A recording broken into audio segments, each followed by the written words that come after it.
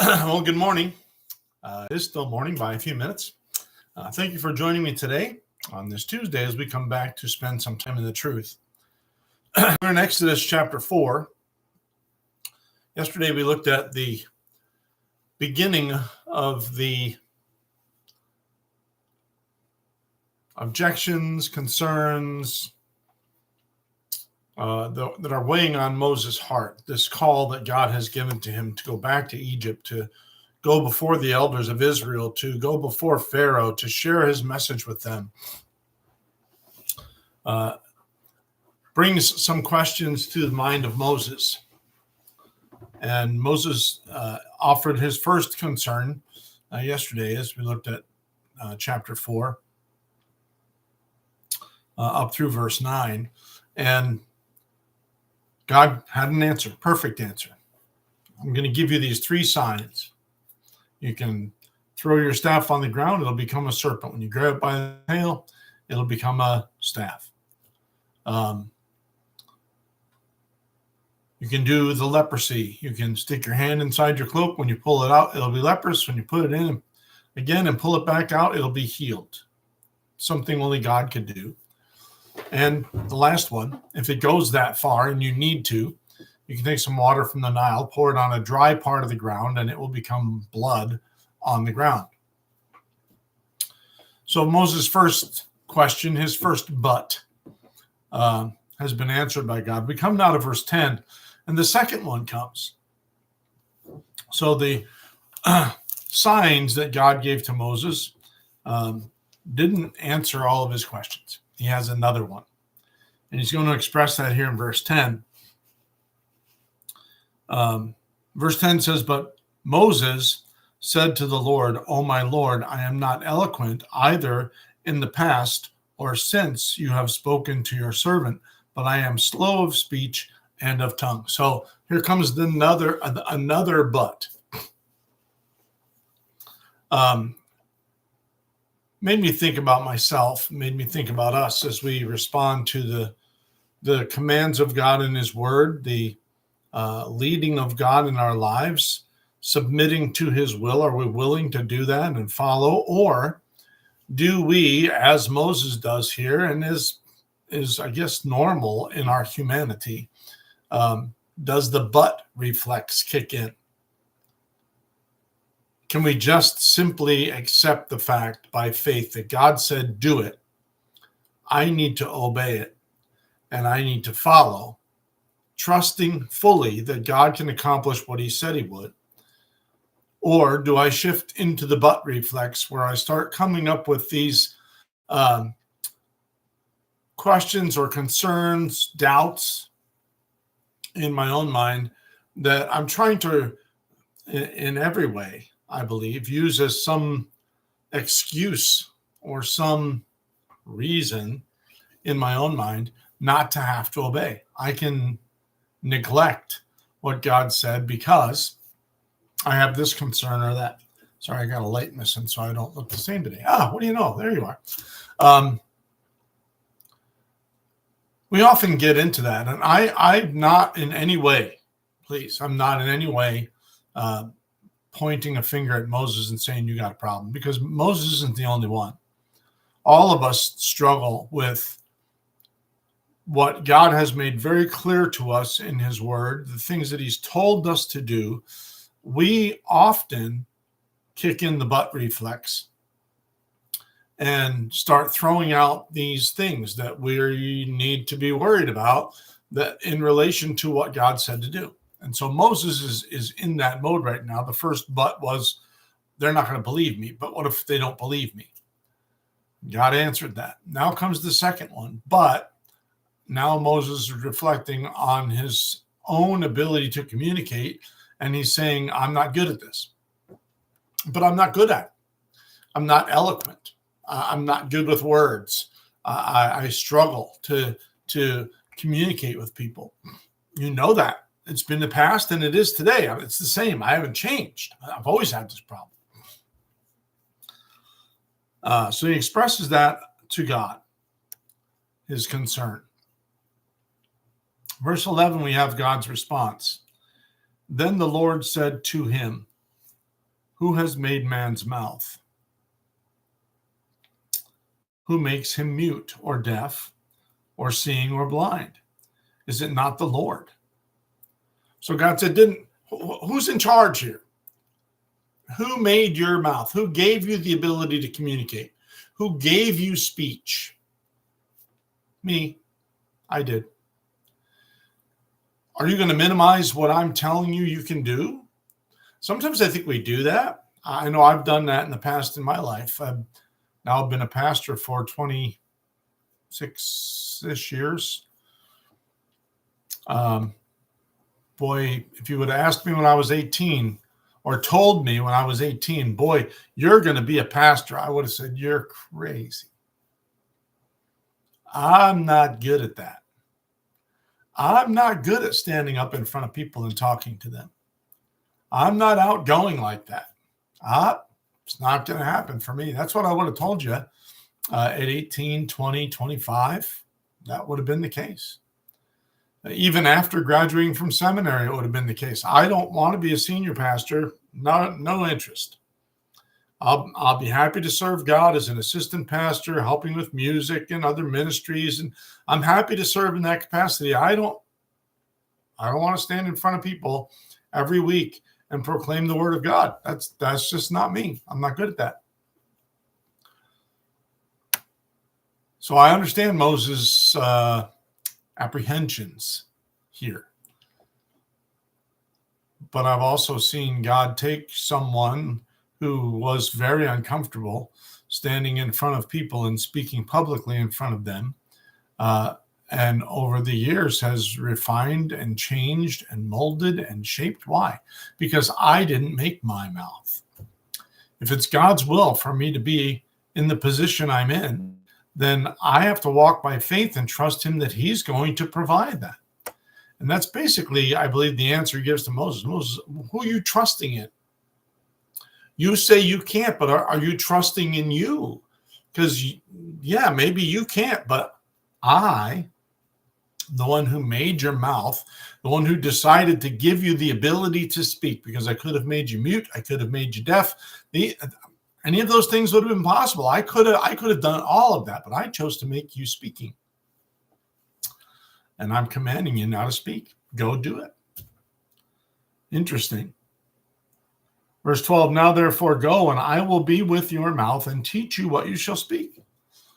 So God said, no more debate here.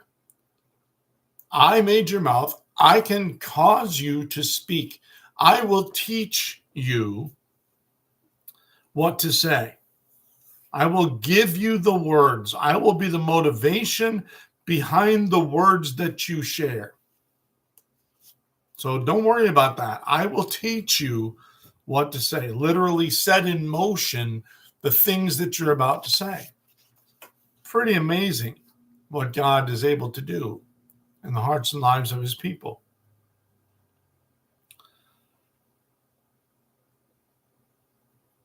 So God says to Moses, I made your mouth. I'm going to teach you what to say. You just need to go and do it. And Moses comes again with this word, but. So, yeah, you told me that plainly. You can do it. Yeah, but there's still another one. Oh, my Lord, please send someone else. Not a very significant demonstration of faith here, really. You said you could give me the words and you'd move me toward them, but still, why don't you just send somebody else? It'd be so much easier for you to just send someone who could speak and could talk, and why not? Why not do that? Verse 14, then in anger of the Lord, then the anger of the Lord was kindled against Moses, and he said, is there not Aaron your brother the Levite? So God is going to provide now a helper, someone to encourage Moses, someone to stand next to him and give him that boost or support that he needs to actually obey. I'm going to give you Aaron. Aaron is a good speaker, he goes on to say. I know that he can speak well. Behold, he is coming out to meet you, and when he sees you, he will be glad in his heart. So God said, I'm telling you, Aaron's on his way. Aaron's coming to see you. When he gets here, he's going to be happy to be here. He can go with you. He can help you with the speech thing. He's good at it. He'll go along as your support. Verse 15, you shall speak to him and put the words in his mouth, and I will be with your mouth and with his mouth and teach you both what to do. So God doesn't leave Moses off the hook here. God doesn't say, look, I'm going to give you Aaron. Your responsibility to speak is going to be gone. Won't be any. He'll do it all. Nope, that isn't what God said. God said, I'm going to send Aaron with you. You will tell him what I said. You'll put words in his mouth. But that isn't the end. He shall speak for you to the people, and you and I, he shall be your mouth. Oh, I got ahead of myself there. Verse 15, you shall speak to him, but the words, and put the words in his mouth, and I will be with your mouth and with his mouth. So you're still going to have to be part of this. You can't get away. You're not going to be outside of the realm of necessity here when it comes to speaking to people. But be assured, he's going to be there as your helper, and I'm going to be with him and with you, and you're going to accomplish my purpose. You're going to go and talk to the people of Israel and to Pharaoh together. You're going to go, I'm going to be with both of you.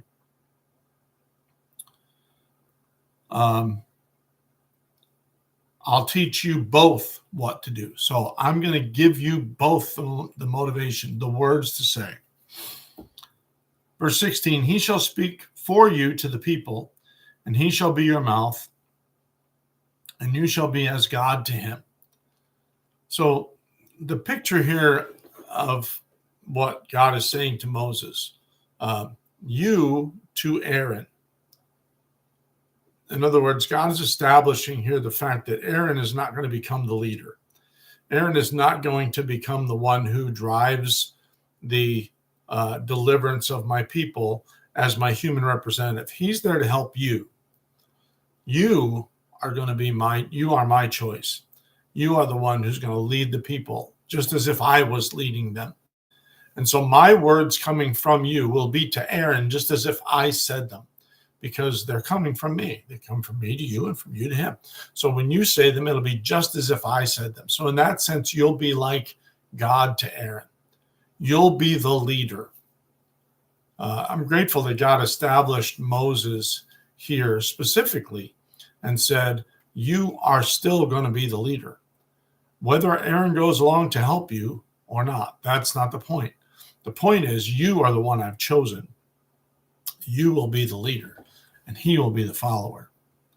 And that needs to remain. There's no doubt about that.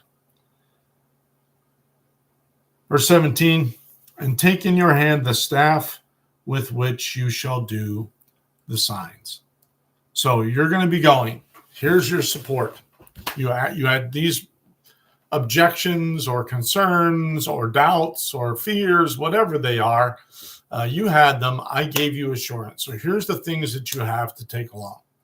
You have Aaron, who's going to be there to help you. He's going to come alongside of you when it comes to speaking and helping you communicate. Aaron's going to be there to do that. And take your staff, that staff that I have given to you as the tool by which these signs will be done. I've given it to you. Take that with you as well. So both of the buts are answered by God, but they won't believe me. Here are the signs. This is going to establish you as my representative before the people when you do these things that are way outside of human ability. So I've answered that, but now you've got this question about your voice and your ability to speak. And I've told you that I've made your mouth and you shouldn't have anything to worry about, but you're still concerned. So I'm going to give you Aaron, and Aaron's going to be there to help you with that. So both of these arguments, both of these concerns, issues, fears, whatever it is, I've answered them both. You take Moses, you take the staff. You've got the support that I'm giving to you. It's time for you. You're going to go. It's time for you to go. Take the staff with you, with which you shall do the signs. And so God always answers the buts. You and I end up in that reflex as well. Sometimes I know that reflex was mine when God began to put on my heart the call to ministry. But I have a good job already. But I have a wife and kids. But I am not a good speaker. I'm terrible at that. All these things I was in the same reflex as Moses. So there's no belittling of Moses here. It's just, I believe God helping me realize, and you realize, that these things are not reasons to disobey. And God doesn't see them as reasons to justify our disobedience, because God has the power and authority to do in our lives what he commands us to do. It's a matter of submission and obedience and watching God do great and mighty things that we know not. What do you believe God will do? What do you believe God can do? Let's not minimize who God is and his abilities based on what we think we can do. Let's walk by faith and not by sight and say, yes, God, if you called me, I'm willing. I'm going to go. The road isn't promised to be smooth sailing all the way, but I'm willing to do it. And I'm willing to trust you to the end. And boy, if you want to see the great and mighty things that God's going to do in your life, that's the place where they're going to happen. It's going to be that way for Moses. I can tell you honestly, from my own perspective, it's been that way for me, and it continues to be that way for me. And I guarantee you, God will be with you. When he calls you to do something, he's not going to leave you alone to do it. He's going to be with you and enable you and give you strength and ability. And boy, what praise and honor and glory belongs to him. Well, thanks for joining me today for Time in the Truth. I'll be seeing you tomorrow. We'll come back and pick up here in Exodus chapter 4. Have a great day. Trust in the Lord, walk with him, and be a blessing to someone today, as God is a blessing to you. I'll see you tomorrow.